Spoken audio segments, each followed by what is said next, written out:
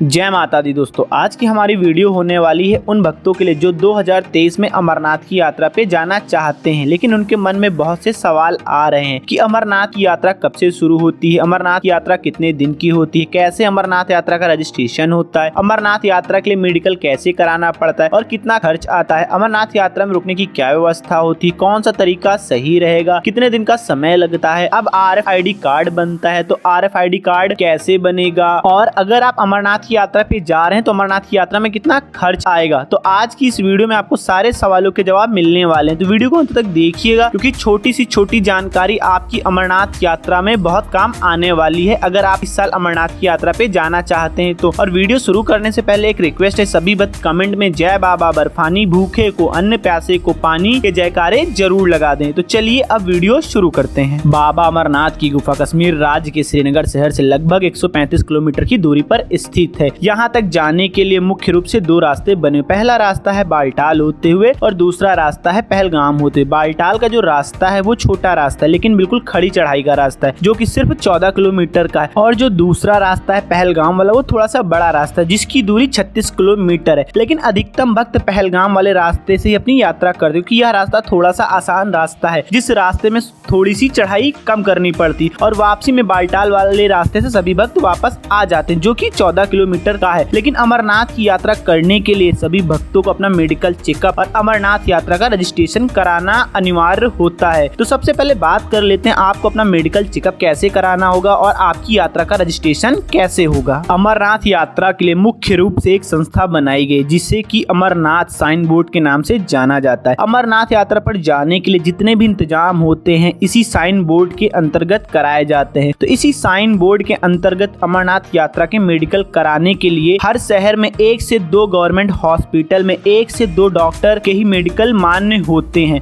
और जिस डॉक्टर का मेडिकल लगना होता है उसी डॉक्टर द्वारा आपका मेडिकल किया जाता है। इसकी लिस्ट पहले ही आपको अमरनाथ साइन बोर्ड पर उपलब्ध करा दी जाती है। आप अपने शहर के हिसाब से अमरनाथ साइन बोर्ड की ऑफिशियल वेबसाइट जो कि है श्री amarnathjisign.com, इस पे जाके आप अपने शहर के हिसाब से कौन से हॉस्पिटल में अमरनाथ यात्रा का मेडिकल हो रहा है जाके चेक कर सकते हैं। और अगर आप चाहें तो कमेंट बॉक्स में कमेंट कर सकते हैं आपके शहर में कौन से हॉस्पिटल से यात्रा का मेडिकल हो रहा है, इसकी जानकारी आपको तुरंत ही दे दी जाएगी। तो दोस्तों, मेडिकल कराने के बाद आती है कि यात्रा का रजिस्ट्रेशन कैसे होगा। तो जब सभी भक्त अपना मेडिकल करा लेते हैं, मेडिकल कराने के बाद यात्रा का रजिस्ट्रेशन कराना होता है। तो अमरनाथ यात्रा का रजिस्ट्रेशन भारत के सभी राज्यों के सभी जिलों के कुछ बैंकों के माध्यम से ही किया जाता है, जैसे कि जम्मू कश्मीर बैंक, कुछ जगह पे यस बैंक और कहीं कहीं पर पंजाब नेशनल बैंक में भी यात्रा का रजिस्ट्रेशन किया जाता है। आपके शहर में किस बैंक में अमरनाथ का रजिस्ट्रेशन हो रहा है इसकी जानकारी भी आप अमरनाथ यात्रा की ऑफिशियल वेबसाइट पर जाकर प्राप्त कर सकते हैं। और अगर आप हमसे जानकारी चाहते हैं तो आप इसके लिए वीडियो के नीचे कमेंट कर सकते हैं, आपको तुरंत ही जानकारी दे दी जाएगी। तो दोस्तों, ये तो बात हो गई अमरनाथ यात्रा का मेडिकल कैसे होगा, अमरनाथ यात्रा का रजिस्ट्रेशन कैसे कराना होगा। लेकिन आपको अमरनाथ यात्रा का मेडिकल और रजिस्ट्रेशन फॉर्म कहाँ से प्राप्त होगा, अब इसकी जानकारी कर लेते हैं। तो जो यात्रा का रजिस्ट्रेशन और मेडिकल का फॉर्म हो एक साथ ही आपको मिल जाता है। अगर आप चाहें तो जिस बैंक से यात्रा का रजिस्ट्रेशन हो रहा है वहां जाके फॉर्म प्राप्त कर सकते हैं,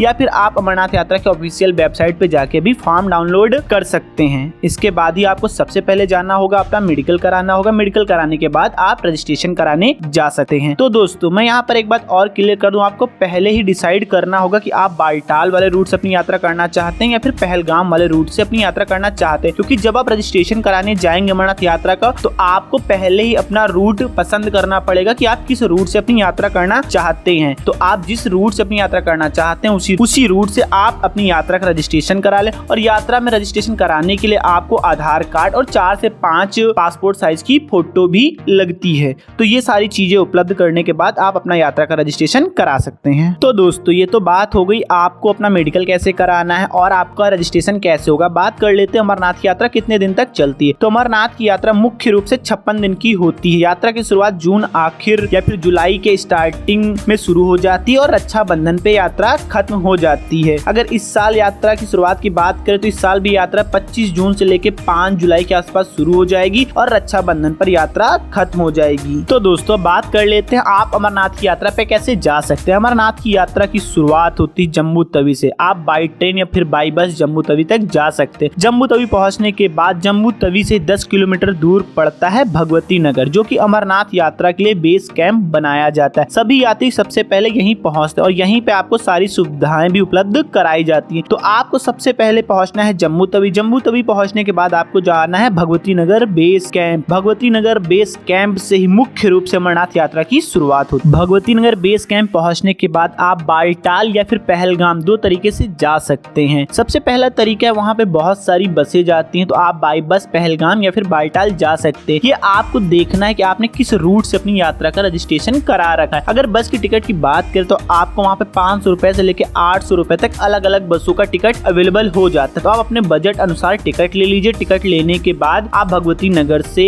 अमरनाथ की यात्रा पे जा सकते हैं। लेकिन आप जब भगवती नगर पहुंचेंगे तो आपको एक नाइट का स्टे भगवती नगर में करना पड़ेगा। भगवती नगर में सुबह सुबह ही 5 बजे से लेके 7 बजे तक अमरनाथ यात्रा के लिए जितने भी बसें हैं वो निकाल दी जाती हैं बाकायदा पूरी सिक्योरिटी के साथ, जिसे कि कैनवाई बोला जाता है। कि कैनवाई में ही सारी बसें चलती हैं। आगे आर्मी वाले रहते हैं, बीच में आर्मी वाले रहते हैं और पीछे भी आर्मी वाले रहते हैं। तो कैनवाई के साथ आप जा सकते हैं। अब बात करते हैं दूसरे तरीके। दूसरे तरीका यह कि आप भगवती नगर के पास बहुत सारी ट्रेवल एजेंसियां भी खुली हुई हैं। तो आप इन ट्रेवल एजेंसियों में जाकर अगर आप प्राइवेट टैक्सी करके अमरनाथ की यात्रा पे जाना चाहते हैं तो आप प्राइवेट टैक्सी करके भी अमरनाथ यात्रा पे जा सकते हैं। लेकिन इसके लिए आपको 3500 रुपए से लेके 4000 रुपए तक पर डे के हिसाब से चार्ज देना पड़ता है। तो दोस्तों, अगर आप प्राइवेट टैक्सी से अपनी यात्रा कर रहे हैं तो अगर आप बालटाल वाले रूट से अपनी यात्रा कर रहे हैं तो कम बजट में आप अपनी यात्रा कर लेंगे, क्योंकि बालटाल वाले रास्ते से कम समय। अगर आप पहलगाम वाले रास्ते से कर रहे हैं तो फिर आपको थोड़ा ज्यादा समय लगेगा, 2 दिन ज्यादा लग जाते हैं पहलगाम वाले रास्ते से, तो आपको थोड़ा सा ज्यादा चार्ज देना पड़ेगा अगर आप प्राइवेट टैक्सी से जाते हैं तो दोस्तों, अब यहाँ पर बात कर लेते हैं भगवती नगर में आपको नाइट स्टे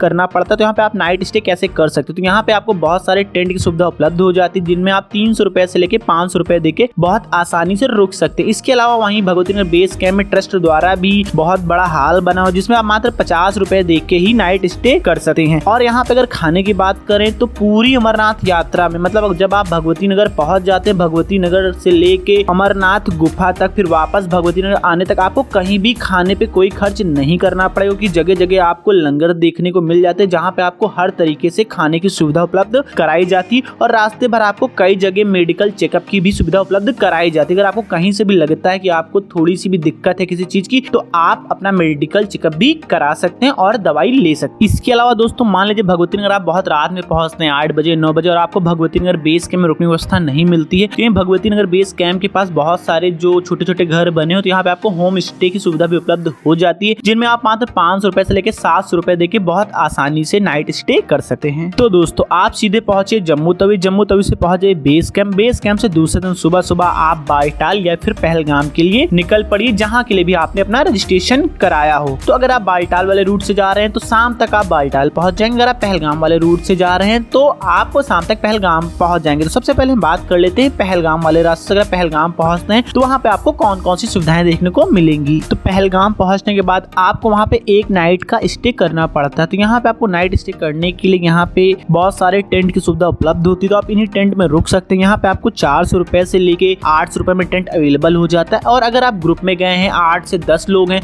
तो फिर आप पूरा टेंट भी 2000 रुपए से लेके 2200 रुपए में बुक कर सकते हैं, जिसमें आपका थोड़ा सा पैसा बच जाता है, जिसमें आप पर पर्सन 200 रुपए में ही नाइट स्टे कर लेते हैं। एक नाइट आपको पहलगाम में रुकना है और दूसरे दिन सुबह सुबह उठ के आपको जाना होता है चंदनवाड़ी। चंदनवाड़ी वही स्थान है जहाँ से अमरनाथ यात्रा के लिए पैदल ट्रैकिंग की शुरुआत होती है, और यहीं पर आपने जो यात्रा रजिस्ट्रेशन कराया उसकी भी चेकिंग होती है, और आपके साथ जितना सामान है उसकी भी चेकिंग होती है। अब आप पहलगाम से चंदनवाड़ी के लिए शेयरिंग टैक्सी से भी जा सकते हैं। वहाँ पे शेयरिंग टैक्सी चलने लगी है, जो पर पर्सन 100 रुपए से लेके 150 रुपए लेते हैं और आपको चंदनवाड़ी तक छोड़ देते हैं। अगर दूरी की बात करें तो पहलगाम से चंदनवाड़ी की दूरी लगभग 16-17 किलोमीटर के आसपास पड़ती है। तो अभी हम लोग पहलगाम से चंदनवाड़ी पहुंच चुके हैं। चंदनवाड़ी से अपनी पैदल यात्रा की शुरुआत करते हैं। चंदनवाड़ी से बाबा अमरनाथ की गुफा की दूरी बचती है लगभग 32 किलोमीटर के आसपास। और चंदनवाड़ी में ही अगर आप भोजन करना चाहते हैं तो यहाँ पे बहुत सारे लंगर चलते रहते हैं, तो आप इन्हीं लंगर में भोजन कर सकते हैं और भोजन करने के बाद अपनी पैदल यात्रा की शुरुआत कर सकते हैं। चंदनवाड़ी से पैदल यात्रा शुरू करने के बाद सबसे पहले आपको पहुंचना होता है शेषनाग। शेषनाग चंदनवाड़ी से 12 किलोमीटर की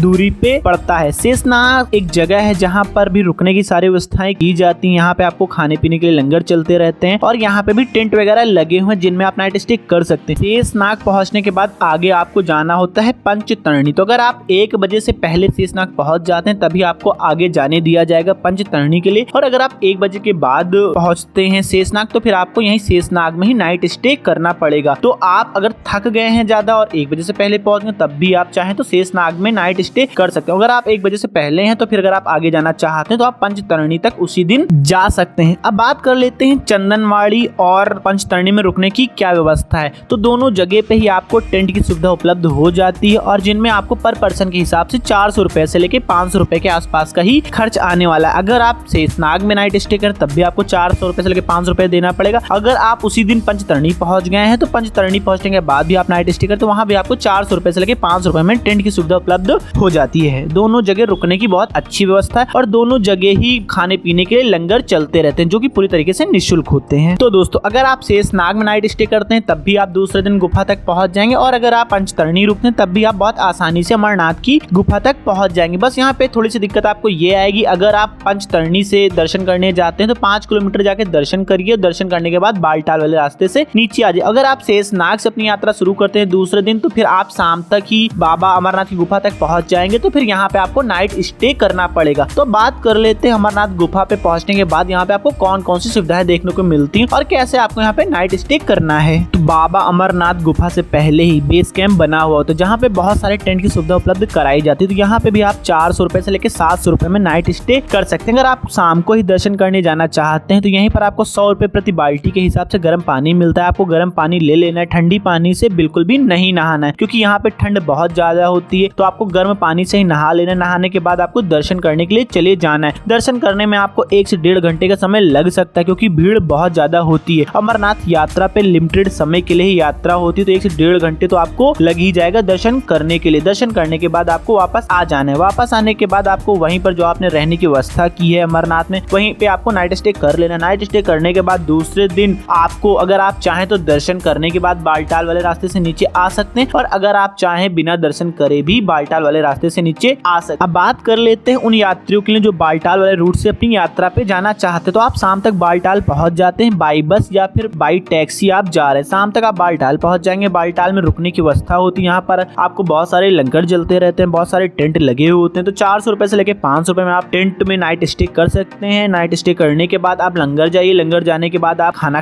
खाने के बाद वापस अपने टेंट में आ जाइए और सुबह सुबह उठ के आपको लाइन में लग जाना है। चेक पोस्ट में पहुंचने के बाद आपका जो रजिस्ट्रेशन हुआ है उसकी चेकिंग करानी है और चेकिंग कराने के बाद अपनी पैदल यात्रा की शुरुआत कर देनी जो कि 14 किलोमीटर के आसपास है। तो आप अगर सुबह सुबह 4 बजे भी निकल लेते हैं तो बहुत आसानी से 1 से 2 बजे बाबा अमरनाथ की गुफा तक पहुंच जाते हैं और वहां पे दर्शन करने के बाद अगर आप चाहें तो उसी दिन वापस आ सकते हैं या फिर अगर आप 1 नाइट का स्टे करना चाहते हैं गुफा के पास तो आप 1 नाइट का स्टे कर लीजिए और दूसरे दिन फिर से बालटाल वापस आ जाइए। तो दोस्तों ये तो बात हो गई आप पैदल कैसे बाबा अमरनाथ की यात्रा कर सकते हैं। आप बात करते हैं अगर आप घोड़े खच्चर पालकी हेलीकॉप्टर से अपनी यात्रा करना चाहते हैं तो कैसे करेंगे। अगर आप पहलगाम वाले रूट से जाते हैं और घोड़े खच्चर से अपनी यात्रा करते हैं तो पहलगाम से बाबा अमरनाथ की गुफा तक खच्चर वाले 9,000 रुपए के आसपास चार्ज करते हैं और कभी कभी भीड़ बहुत ज्यादा होती तो ये चार्ज 15,000 रुपए तक भी मांग लेते हैं। मतलब रेट कोई भी फिक्स नहीं है जबकि इनकी ऑफिशियल वेबसाइट पे आप जाके देखेंगे तो घोड़े खच्चर पालकी सबके रेट फिक्स है। लेकिन वहां पहुंचने के बाद आपको ये अब सुविधा देखने को मिलेगी। यहाँ पे रेट घोड़े खच्चर पालकी का कुछ भी हो सकता है। ये डिपेंड करता है वहाँ पे भीड़ कितनी ज्यादा है। अमरनाथ यात्रा में हेलीकॉप्टर की सुविधा भी मिल जाती है अगर आप पैदल यात्रा नहीं करना चाहते हैं तो, जिसके लिए आपको 6500 रुपए के आसपास का चार्ज देना होता है जिसमें राउंड ट्रिप इंक्लूड होती है। लेकिन जब आप हेलीकॉप्टर से अपनी यात्रा करते हैं तो आपको 2 किलोमीटर पहले ही इनका हेलीपैड बना हुआ है। यहाँ पे आपको उतार देते हैं। यहाँ से आप या तो बाबा अमरनाथ गुफा तक पैदल चले जाइए फिर या घोड़े खच्चर करके भी आप गुफा तक जा सकते हैं। अब बात करते हैं आपको हेलीकॉप्टर की टिकट कैसे मिलेगी। तो आप हेलीकॉप्टर की टिकट की बुकिंग ऑनलाइन अमरनाथ यात्रा की ऑफिशियल वेबसाइट के जाके निकाल सकते हैं। बात करते हैं अगर आप बालटाल वाले रूट से जाते हैं तो घोड़े खच्चर पालकी का किराया क्या होगा। तो बालटाल वाले रूट से भी आपको 6,000 रुपए अप और डाउन का देना पड़ता है और अगर आप पालकी से जाते हैं तो इसके लिए भी आपको 15,000 रुपए के आसपास का चार्ज देना पड़ता है अप और डाउन का। लेकिन जब भीड़ बहुत ज्यादा हो जाती तो ये जो चार्ज है ये डबल भी हो जाता है। मतलब आपका सिर्फ आने का खर्च भी 6,000 रुपए तक हो सकता है। यहाँ पे ये असुविधा आपको देखने को बहुत ज्यादा मिलेगी। लेकिन दोस्तों मैं यहाँ पे एक सजेशन दूंगा, अगर आप हेलीकॉप्टर से अपनी यात्रा करते हैं अमरनाथ की तो फिर आप पहलगाम वाले रूट से ना करें क्योंकि वहाँ पे आपको 6500 रुपए से लेके 6800 रुपए के आसपास देना होगा। और अगर आप बालटाल वाले रूट से अपनी हेलीकॉप्टर से यात्रा करते हो तो यहाँ पे आपको 3600 रुपए से लेके 3700 रुपए के आसपास का चार्ज देना पड़ेगा जो कि राउंड ट्रिप का चार्ज होता है। लेकिन जो बुकिंग शुरू होती है हेलीकॉप्टर की तो जो बालटाल वाले रूट से बुकिंग होती है सबसे पहले फुल हो जाती है। इसीलिए जब लोगों को टिकट अवेलेबल नहीं होता है बालटाल वाले रूट से तो फिर वो मजबूरन पहलगाम वाले रूट से अपनी यात्रा करते हैं। अब दोस्तों यहाँ पे एक बात आती है, अगर आप बाई फ्लाइट सीधे जाना चाहते हैं तो आप अमरनाथ की यात्रा पे कैसे जाएंगे। तो आप बाई फ्लाइट श्रीनगर पहुंच जाइए, श्रीनगर से प्राइवेट टैक्सी करके, अगर आपका रजिस्ट्रेशन बालटाल वाले रास्ते तो आप बालटाल पहुंच जाइए, अगर आपका रजिस्ट्रेशन पहलगाम वाले रास्ते है तो फिर आप पहलगाम पहुंच जाइए। भारत के सभी मुख्य शहरों से श्रीनगर के लिए सीधे फ्लाइट की सुविधा उपलब्ध है। तो दोस्तों अब बात आती है आपको अमरनाथ यात्रा के कितने दिन की ट्रिप प्लान करनी चाहिए। अगर आप बालटाल वाले रास्ते से जा रहे हैं तो फिर आपको जम्मू तवी पहुंचने के बाद 5 से 6 दिन के आसपास लग जाएगा बालटाल वाले रास्ते से, और अगर आप पहलगाम वाले रास्ते से जा रहे हैं तो जम्मू पहुंचने के बाद 8 से 9 दिन का समय लग जाता है आपको अपनी यात्रा को कवर करने में, क्योंकि वापसी में जितने भी भक्त जाते हैं अमरनाथ की यात्रा पे वो जम्मू आने के बाद माता वैष्णो देवी के दर्शन भी करते हैं। तो अगर आप बालटाल वाले रास्ते से जाते हैं तो कम से कम 5 से 6 दिन की अपनी ट्रिप प्लान करें, और अगर आप पहलगाम वाले रास्ते से जाते हैं तो कम से कम 8 से 9 दिन की अपनी यात्रा की ट्रिप प्लान करके ही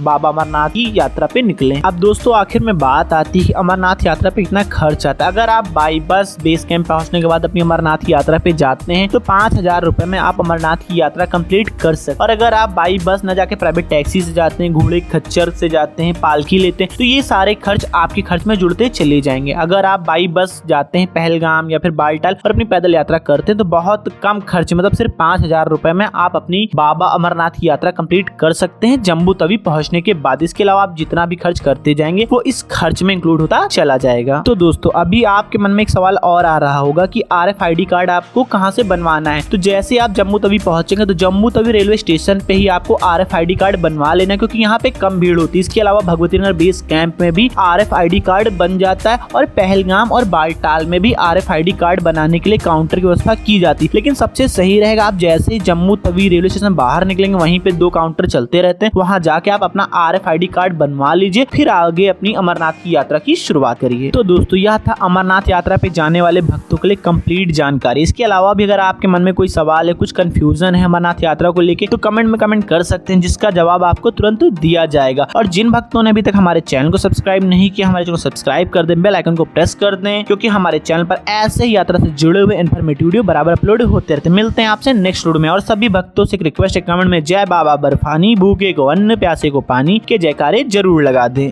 Subscribe now and press the bell icon. Never miss an update.